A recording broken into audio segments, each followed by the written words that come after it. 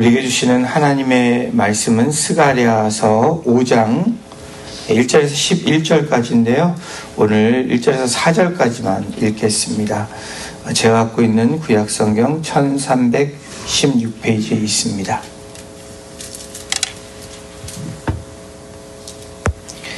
찾으신 줄 알고 1절에서 4절까지 저희 함께 합독하도록 하겠습니다.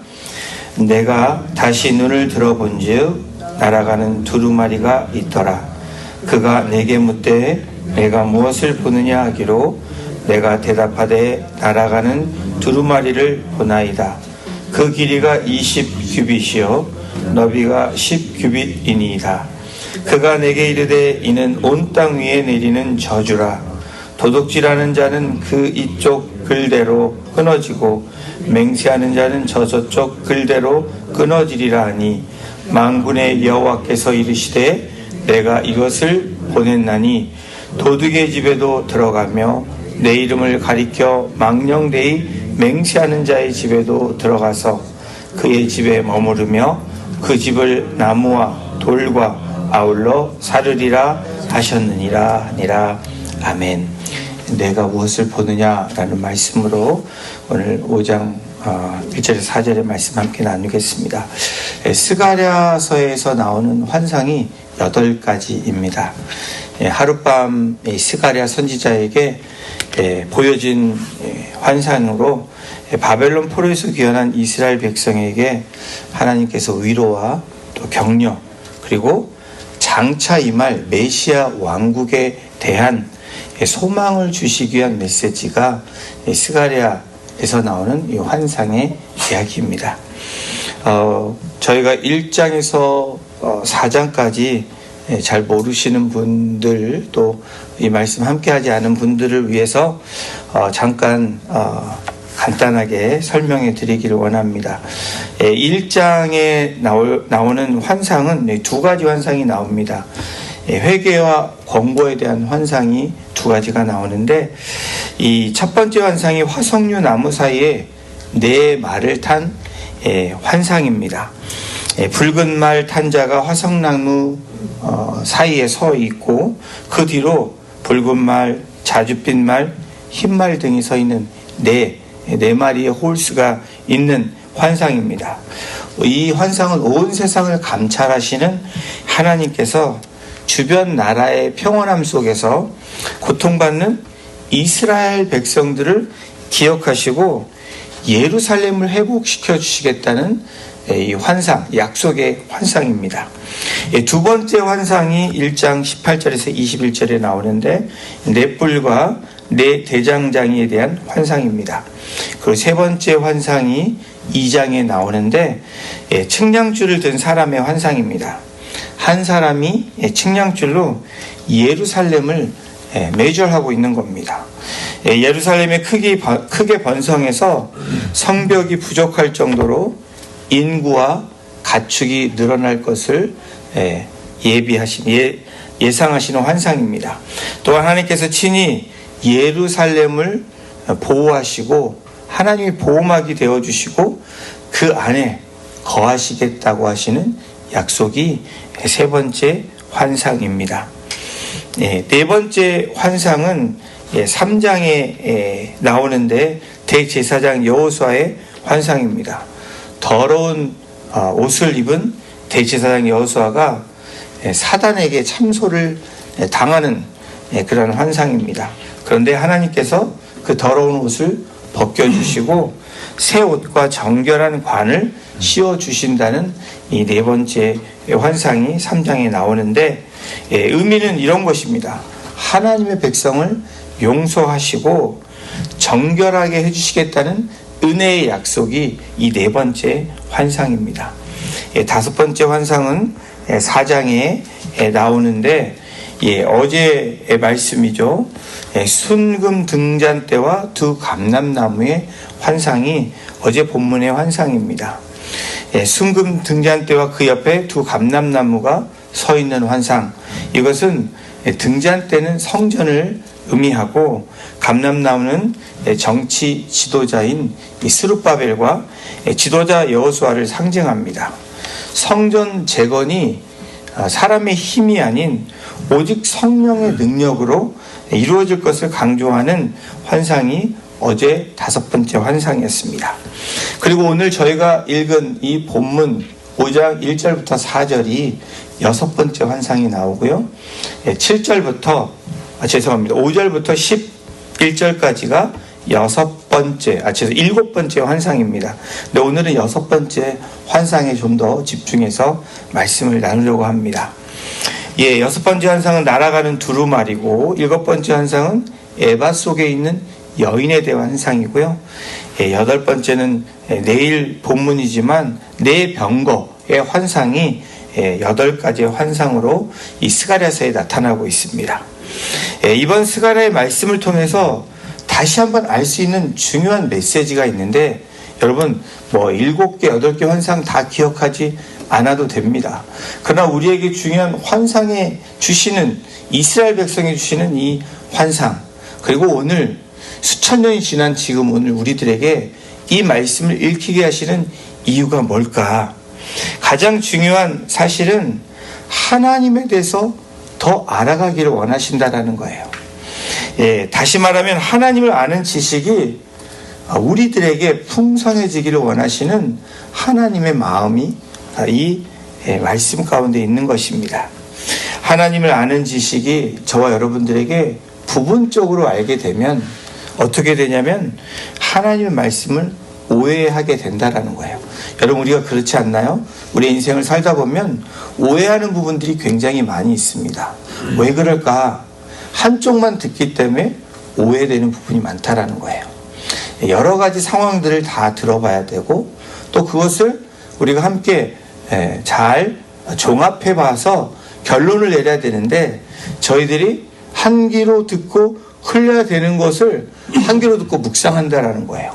그리고 그것에 대해서 믿고 따르는 그러한 우리들의 부분적인 그런 모습 때문에 오해에 대한 사람도 마찬가지죠. 근데 하나님의 관계에서도 마찬가지라는 거예요. 그래서 우리가 늘 말씀을 접해야 되는 이유가 무엇이냐? 우리가 아는 것이 다가 아니라는 것을 말씀하고 있기 때문에 그렇습니다. 지금까지 하나님께서 달래고 그들이 환상을 통해서 다시 말하면 이스라엘 백성들이 돌이키기를 원하셨지만 그렇게 하지 않은 백성들에게 이제는 확고한 모습을 보여주고 계시는 이 환상이 여러분 6번째 오늘 읽은 환상입니다. 우리 5장 1절을 다시 한번 읽어보도록 하겠습니다. 내가 다시 눈을 들어본즉 날아가는 두루마리가 있더라.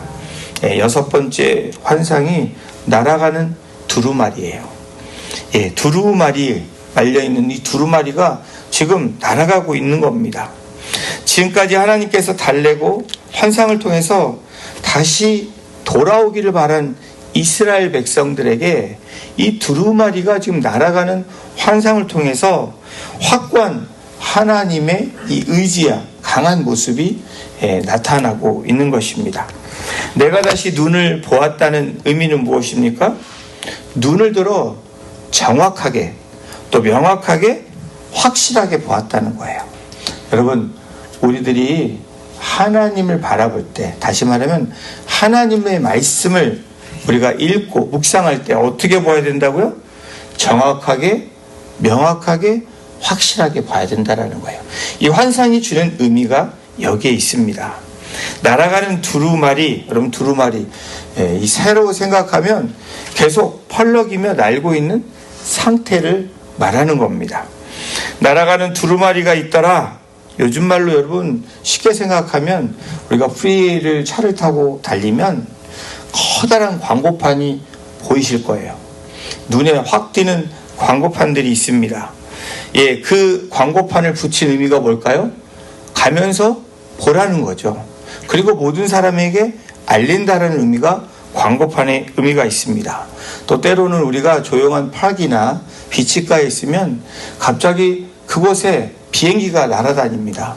근데 비행기 밑에 붙어있는 그런 글귀가 있잖아요. 그게 뭘 의미합니까? 사람들이 볼 수 있도록 보기 위함을 위해서 더 보고 그것에 대해서 주목하기 위해서 그런 광고판이며 또 비행기를 통해서 광고하고 있는 모습을 우리가 알게 됩니다. 두루마리가 왜 날아다닐까? 두루마리가 날아다닐 수가 없는 거잖아요. 그냥 펼쳐져 있고 볼 수 있는 건데, 이 두루마리가 날아다니는 이유는 하나님의 경고가 이제는 숨겨진 것이 아니라 모든 사람에게 공개적으로 선포한다라는 의미입니다. 마치 대형 전단지나 광고판처럼 그렇게 보여지고 있는 그 모습이 날아다니는 두루마리의 환상의 의미입니다. 이 두루마리를 보고 있는 것에서 이제는 더 명확하게 정확하게 보여주고 계시는 게 뭐냐면 그 모습의 크기를 밝히고 있다는 거예요. 2절도 우리 함께 같이 다시 한번 한 목소리로 크게 이 말씀 읽겠습니다. 시작. 그가 내게 묻되 내가 무엇을 보느냐 하기로 내가 대답하되 날아가는 두루마리를 보나이다. 그 길이가 20규빗이요 너비가 10규빗이니라. 길이가 20규빗, 규빗이고 이 넓이가 10규빗이래요. 한 규빗이 이 팔에서 여기까지가 한 규빗이라고 합니다. 길게는 45cm 정도, 길게는 50cm, 짧게는 45cm. 다시 말하면 크기가, 여러분 이 두루마리가 이 말려있는 두루마리가 길이가 9m 정도 되고 넓이가 4.5m 되는 굉장히 큰 두루마리가 지금 날아다니고 있는 환상을 보여주고 계시다는 거예요. 근데 여러분 이 두루마리의 이 사이즈가 열왕기상 이 6장에 나오고 있는데 그것이 어떤 사이즈냐면 성전의 문과 넓이의 사이즈가 같다라는 거예요. 성전의 넓이가 열왕기상 6장 3절에 보면 성전의 너비와 같이 20규빗이요 성전 앞에서 10규빗이라고 성경이 기록하고 있습니다. 다시 말하면 성전의 입구를 이야기하고 있는데 여러분 성전의 입구에서 뭐를 이스라엘 백성들이 하죠? 주로 하나님의 말씀을 낭독했던 것입니다. 다시 말하면 이 두루마리의 환상은 하나님의 경고의 메시지를 나타내시는 하나님의 음성과도 같은 환상이라는 거예요. 여러분 성전이 재건되지 않았지만 성전이 재건이 되면 그 앞에서 외쳐질 선포돼야 될 이 율법을 하나님이 미리 보여주신 것이 성전 앞에서의 말씀 선포입니다. 이것이 날아가는 두루마리의 환상이라는 거예요. 3절의 내용이 나오고 있습니다. 이 내용이 어떤 내용이냐? 3절도 함께 같이 읽어보겠습니다. 그가 내게 이르되 이는 온 땅에 내리는 저주라. 도둑질하는 자는 그 이쪽 글대로 끊어지고 맹세하는 자는 그 저쪽 글대로 끊어지리라 하니, 하나님의 말씀이 축복의 말씀이 아니라 지금 3절에 기록하고 있는 이 두루마리에 있는 메시지가 뭐냐? 바로 저주라고 기록하고 있습니다. 하나님이 말씀이 축복이 되는 게 우리가 바라는 거잖아요. 근데 오늘 이 5장에서 저주라고 말하고 있습니다. 하나님이 우리에게 오시는 그날이 여러분 구원받은 백성에게는 축복이지만 여러분 구원받지 않은 백성에게는 저주인 것처럼 오늘 이 두루마리를 통해서 보여주시는 이 환상은 뭡니까? 바로 구원의 날인 동시에 심판의 날이 온다라는 메시지이기도 합니다.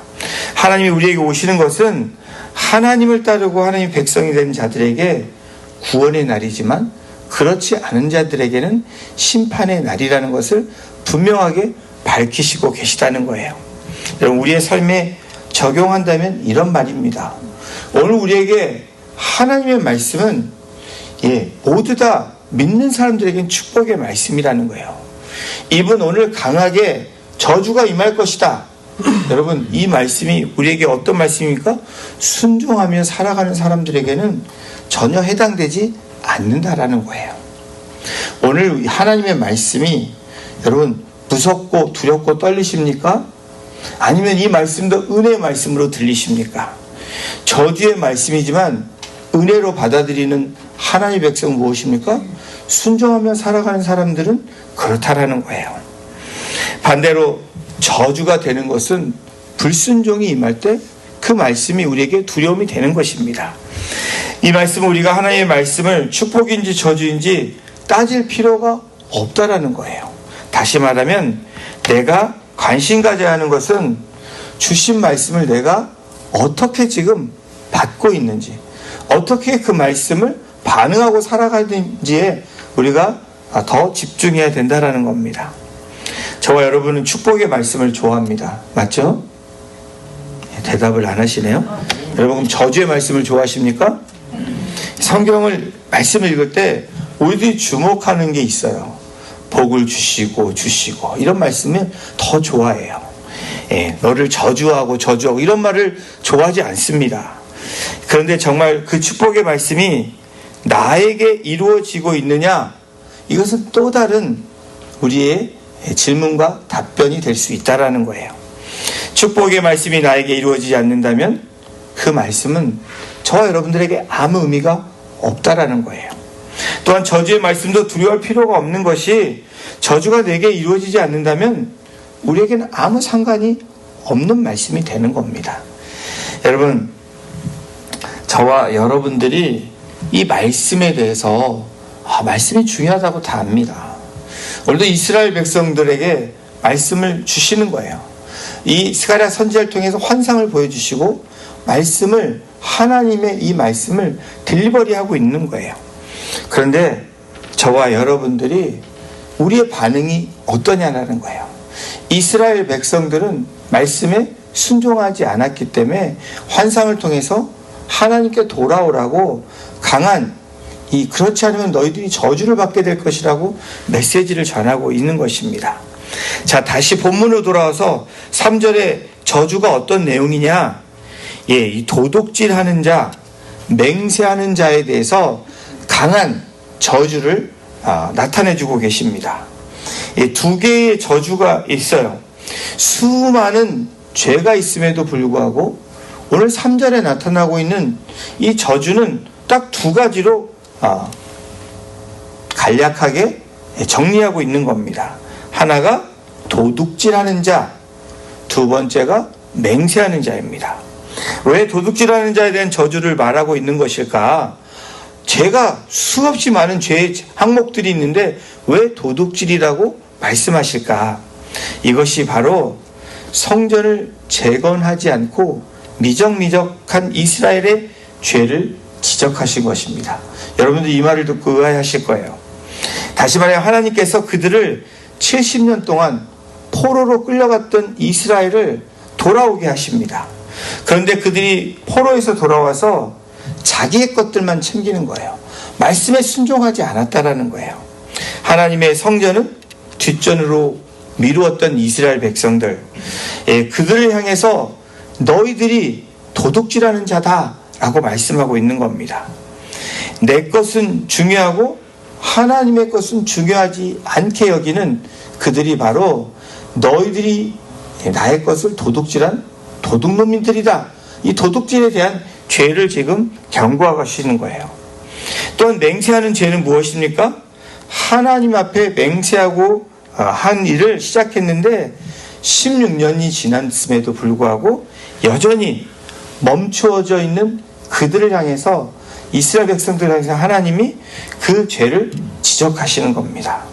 그렇다면 두루마리의 저주가 어떻게 실현되는지 4절에 말씀하고 있습니다. 이 말씀이 길지만 다시 한번 이 말씀 한번 읽어보도록 하겠습니다. 만군의 여호와께서 이르시되 내가 이것을 보냈나니 도둑의 집에도 들어가며 내 이름을 가리켜 망령되이 맹세하는 자의 집에도 들어가고 그의 집에 머무르며 그 집을 나무와 돌과 아울러 사르리라 하셨느니라 하니라. 날아가는 두루마리의 이 저주, 이 경고가 뭡니까? 도둑질하는 자, 그리고 거짓 맹세하는 자의 집에 들어가신다는 거예요. 하나님께서 하나님의 백성의 집에 들어가는 것은 좋은 일입니다. 그런데 여러분, 그 저주가 뭐냐면 그 집에 머무르는 것까지 좋은데 그 집을 나무와 돌과 아울러 사르리라 하셨느니라. 완전하게 태우시고 소멸시키시겠다라는 하나님의 이 저주 경고의 메시지라는 거예요. 집에 머물며 파괴한다라는 이 경고. 여러분, 이 저주는 일회성 사건이 아니라 죄인의 집에 머물러 완전히 태우시겠다는, 완전히 죄악을 소멸시키시겠다는 이 하나님의 경고입니다. 나무와 돌은 집을 구성하는 모든 재료를 뜻하는 것입니다. 심판이 얼마나 철저하게 완전하게 이루어질 것을 이 경고의 메시지를 통해서, 저주의 메시지를 통해서 우리에게 오늘 말씀해 주시고 계십니다. 집이 파괴되는 것은 단지 물리적인 상실을 의미하는 그러한 저주가 아닙니다. 이 당시에, 그 고대 당시에 문화적으로 이 집의 의미는 뭐냐면 개인의 정체성을 상징하는 것이 집이었습니다. 또한 이 집은 안정을 말하는 것입니다. 더 나아가 가족의 계승을 상징하는 중요한 요소가 이 집의 의미예요. 그런데 하나님의 심판 저주는 어떻다라는 거예요? 정체성이 완전히 무너질 뿐 아니라 안정될 수 없고 또 이 가족의 계승을 상징하는 것이 끊어진다라는 의미라는 거예요. 집의 완전한 파괴는 죄인의 삶 전체가 뿌리채 뽑히는 것을 의미합니다. 더 나아가서 공동체에 완전히 단절되는 완전한 심판의 의미를 말하고 있는 것이 바로 이 5장에 나타나는 이 6번째의 심판의 의미를 말하고 있는 겁니다. 당시 이스라엘 공동체에 만연했던 이 죄악, 그 죄악에 크게 도둑질이고 거짓 맹세하는 죄라고 분명히 밝히고 있습니다. 이 죄성이 개인의 영역까지, 삶까지 깊숙하게 뿌리 내려 스며들었다는 것을 하나님께서 이제는 경고로, 이제는 저주로 심판하시겠다라고 스가랴 선지자를 통해서 환상으로 나타내주고 계신 것입니다. 하나님께서 왜 이와 같이 율법을 주시고 이 저주를 선포하시는 것일까? 여러분, 오늘 우리에게 말씀을 주시는 이유가 무엇입니까? 분명히 하나님은 사랑의 하나님이시고 은혜의 하나님이신데 왜 저주를 내리신다고 말씀하실까? 그 이유는 하나님의 백성이 하나님을 속이고 있기 때문에 그렇다라는 거예요. 하나님과 멀리 떨어져 있는 이 하나님의 백성들을 지금 그대로 두시지 않겠다라는 겁니다. 다시 말하면 하려고 하지도 않고 계속해서 미루어가는 이스라엘 백성들, 내가 너를 구속해서 이렇게 이 애굽에서 출애굽시키고 그리고 바벨론에서 포로 생활에서 그렇게 탈출시켜 주셨음에도 불구하고 그렇게 미루어두는 이스라엘 백성들을 향한 하나님의 경고라는 거예요. 다시 말하면 그들의 태만함과 게으름을 하나님께서 이 두 가지의 죄를 통해서 이 10계명의 죄를 다시 한번 기억하게 하신다는 겁니다. 오늘 본문에 나오는 도둑질하지 말라, 이 10계명 중에서 5계명에서 10계명에 이웃 사랑에 대한, 이웃에 대한 계명을 주셨는데 이것이 이 도둑질과 관계가 있다라는 거예요. 인간관계에 주신 대표적인 계명들, 여러분, 내 부모를 공경하라. 이게 다섯 번째 계명이지 않습니까? 그런데 부모의 몫을 도둑질하지 말라라는 거예요. 살인하지 말라, 남의 생명을 도둑질하지 말라라는 거예요. 이런 것처럼 이 도둑질하지 말라가 5계명부터 10계명까지 있는 겁니다. 그리고 맹세하지 말라라는 것은 하나님께로 향하는 이 계명입니다. 1계명에서 4계명까지 말하는 거죠. 전부 다 하나님의 이름을 거룩하게 여기는 것, 하나님의 말씀을 거룩하게 여기는 것, 하나님이 주신 날을 거룩하게 여기는 것. 그런데 그렇게 하지 않을 때에 거짓 맹세하는 것이다 라고 말하는 이 10계명처럼 바로 이스라엘을 향한 하나님의 경고라는 거예요. 사랑하는 성도 여러분, 이 성벽은 언제 무너질까요?